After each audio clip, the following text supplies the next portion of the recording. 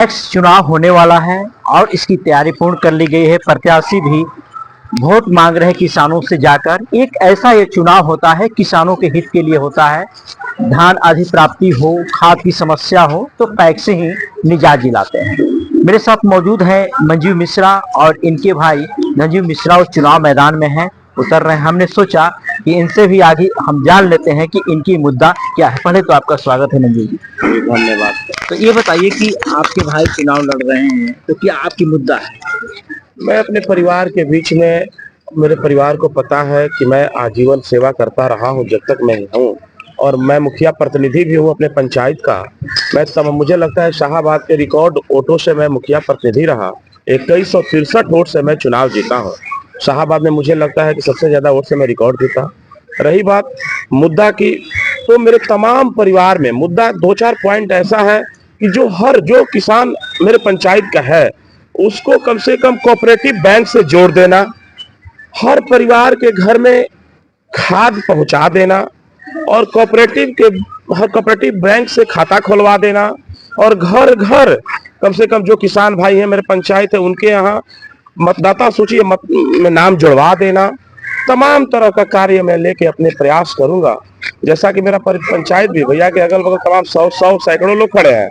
ये तमाम प्यार इन लोगों का इतना बना रहता है मेरे ऊपर कि भैया मुखिया जितना रिकॉर्ड से जिताया, मुझे लग रहा है कि जितना उम्मीद है, इन लोगों को भरोसा है कि कोऑपरेटिव से आने वाले समय में अगर पैक्स अध्यक्ष होते हैं तो हर परिवार को कोऑपरेटिव से जोड़ेंगे, कोऑपरेटिव से रजिस्ट्रेशन करवा देंगे, घर घर सबका नाम जोड़ देंगे, और घर घर खाद की व्यवस्था किया जाएगा। इसकी प्रयास हम भरपूर करेंगे। आपने कहा बात की हम ग्राम पंचायत मुखिया भी हैं, हमने पंचायत में बहुत कुछ किया है, तो पंचायत में आपसे कौन सा ऐसा कार्य कर दिया है कि जो भीड़ जो इकट्ठा आपके पीछे में?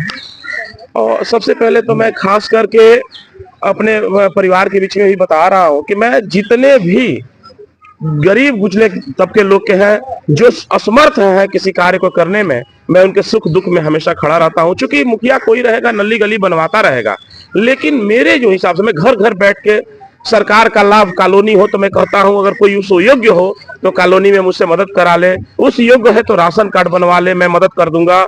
शौचालय का सरकार के माध्यम से गरीबों के बीच जो जा रहा है लाभ, वो मेरे से पहुंचवा ले।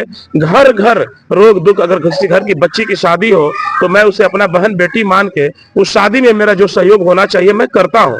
ऐसे तमाम अपने परिवार के बीच में, क्योंकि मेरे जीवन का मकसद है भैया सेवा करना। अभी हाल में आप भी सुने होंगे भैया तमाम तरह की, यहाँ अभी बहुत बड़ा आयोजन मैंने जग करवाया था, तो मैं अपने परिवार के बीच में सेवा करता रहा हूँ। मेरा एक ही मकसद है कि मैं सिर्फ सेवा करूंगा, इसके अलावा मेरे जीवन में कोई मकसद नहीं है भैया। किसानों के लिए ऐसी कौन सा, आप अगर चुनाव जीतते हैं तो किसानों के लिए ऐसा कौन सा आप कार्य करेंगे? क्योंकि अगर हम बात करें कि खाद की किल्लत पूरे बिहार में होती है, जिससे किसान काफी परेशान होते हैं। दूसरा सवाल कि किसान तो धान की उत्पादन कर लेते हैं, लेकिन वो कीमत लगाने के लिए किसी बनिया के यहाँ जाते हैं।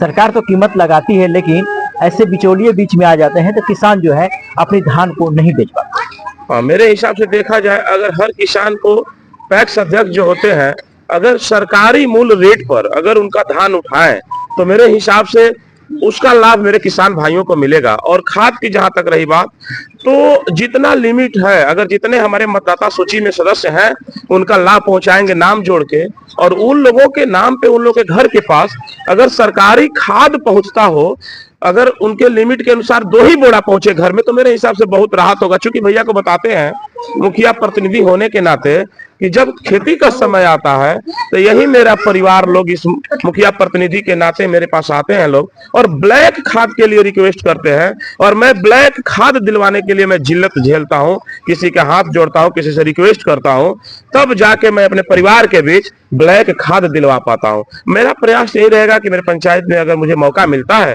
परिवार ने मुझे स्नेह प्यार जिस तरह से दिया है, और ये परिवार का मेरा आशीर्वाद अगर मेरे ऊपर जिस तरह से रहता है, तो मेरा प्रयास रहेगा कि अपने पंचायत में सरकारी खाद का गोदाम लाऊं, और मेरा प्रयास रहेगा हर अपने परिवार का कोऑपरेटिव बैंक से नाम जुड़वाऊं। ये थे मंजू मिश्रा। इनका साफ तौर पर मानना है कि किसानों के हित के लिए हम कार्य करेंगे। अब यह देखना होगा कि जनता। अभी हमारे साथ मौजूद है धनजीव मिश्रा, उनके भाई चुनाव मैदान में है। आपकी उम्र भी लगता है कि हमसे कम ही होगी संभवतः। ये बताइए कि आप चले किसानों के हित का कार्य करने के लिए, किस तरह कार्य करेंगे? किसान को समय से उचित मूल्य पे धान की खरीदारी हो, उनको समय से खाद मिल जाए, समय से उनकी खेत की जुताई हो, ट्रैक्टर की सुविधा उपलब्ध हो उनको। ये आपके मुद्दे हैं। जी, इस मुद्दे पे कितना खड़े उतरेंगे? समय बताएगा ना। प्रयास कोशिश रहेगी हमारे पूरे किसान के हित में, जितना कार्य हो सके किसानों के हित में। आपने देखा कि ये दोनों भाई हैं और सोशल वर्कर हैं, ये मंजीव जी और ये धनजीव जी है, ये जो आप पैक्स का चुनाव लड़ रहे हैं। इन्होंने वादा किया है कि जितना मेहनत करना होगा किसानों के लिए हम काफ़ी मेहनत करेंगे। अब यह देखना होगा कि चुनाव के बाद किसानों के हित के लिए कितना कार्य करते हैं। इस समय वीडियो जर्नलिस्ट सत्येंद्र के साथ अशोक कुमार सिंह, एबी न्यूज़, सलखीवां।